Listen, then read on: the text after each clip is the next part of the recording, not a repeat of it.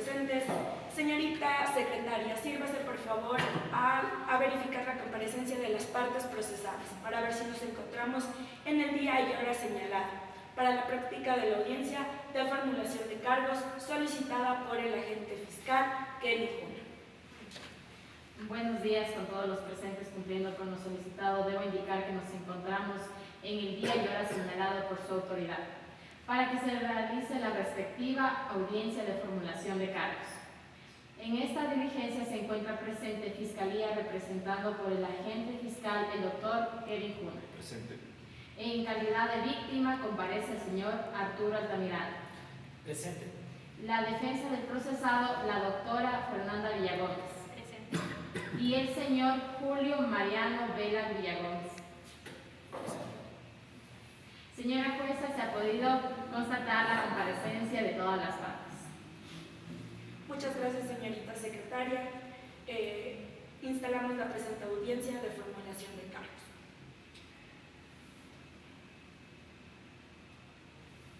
Siendo las 9 de la mañana del día 25 de octubre del 2025, se instala la audiencia solicitada por la Fiscalía dentro del proceso en contra del ciudadano Julio María Vela Jiménez por el presunto delito de estafa, que está tipificado en el artículo 186, numeral 4 del Código Integral Penal.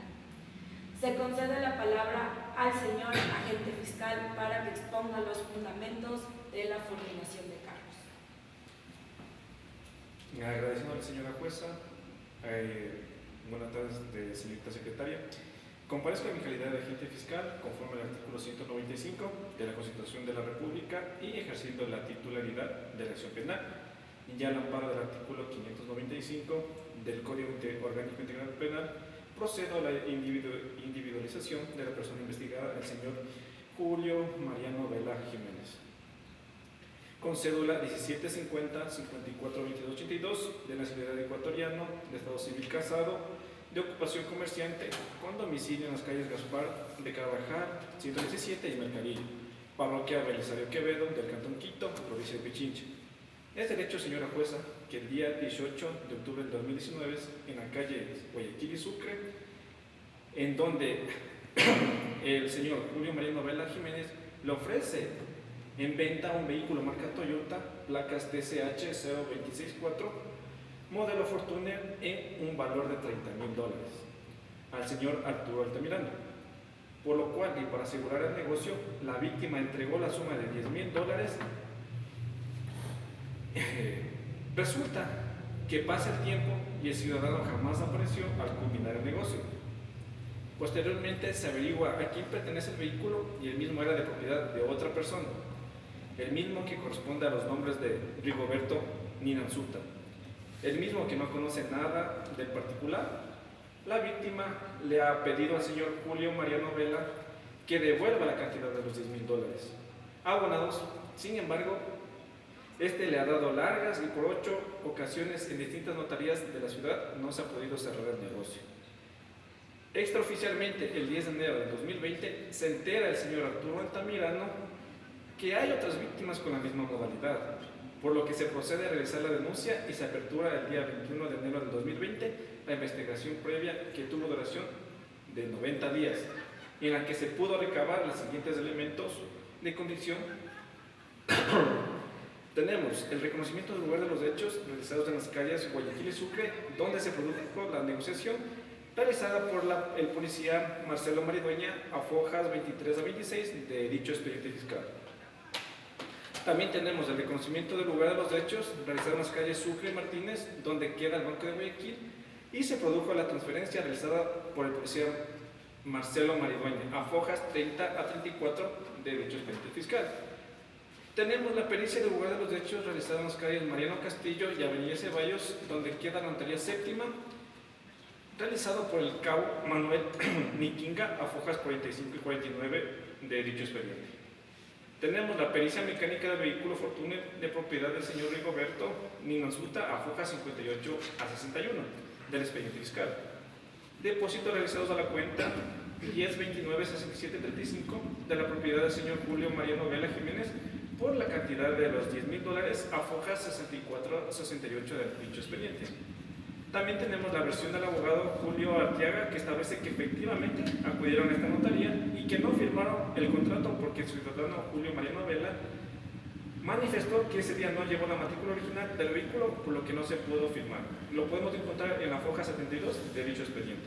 También tenemos la versión de María Villacreces, que dice ser de la notaría décima del Cantón de Ambato y manifiesta que acudieron a su notaría y no firmó Julio Mariano Vela Jiménez porque manifestó que se olvidó la cédula. Dicha versión le podemos encontrar en la foja 75 del expediente fiscal.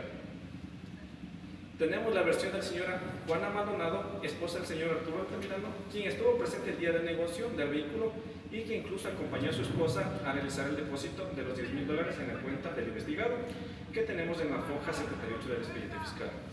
Tenemos también la versión de la víctima, que manifiesta cómo ocurrieron los hechos y cómo el depósito del dinero en la cuenta del investigado a foja 81 del expediente fiscal.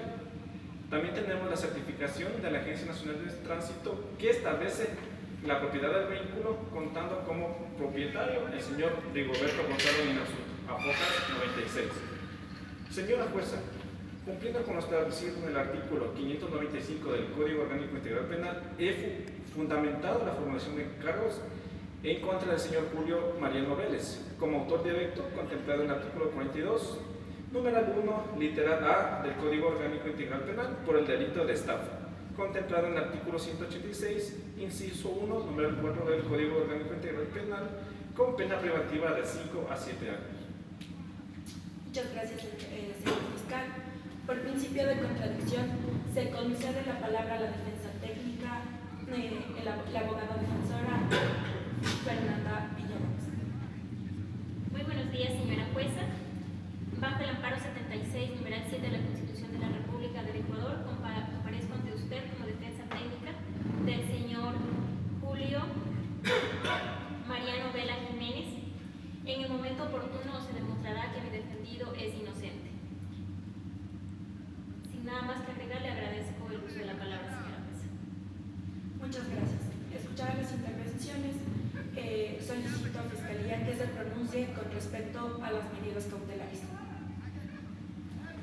Señora jueza, al amparo del artículo 422, numeral 6 y el artículo 534 del Código Orgánico Integral Penal, solicita la prisión preventiva para el señor Julio Mariano Vela Jiménez, ya que existen los elementos suficientes de convicción para demostrar la existencia del cometimiento del delito.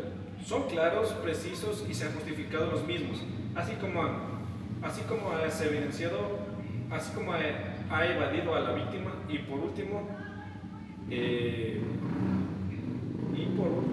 señora jueza, la pena privativa es superior a un año.